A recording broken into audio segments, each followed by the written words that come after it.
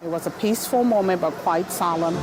Just to be able to be a part of history and just to see this wonderful lady and all that she did for America, especially with literacy, making sure that children were able to read and write. I think she's a wonderful person, and she deserves every credit she's gotten.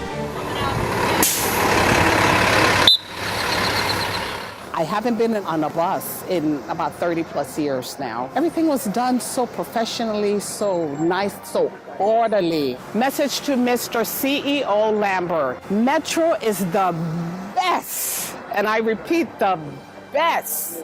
Your staff were very professional. Everything was on time. Everybody did everything wonderful. I mean, just even cordial, the drivers, the people that were assisting us, getting on the bus, getting off the bus, taking us to the church and bringing us back. They were so professional and very helpful. So I say hats off to Metro today.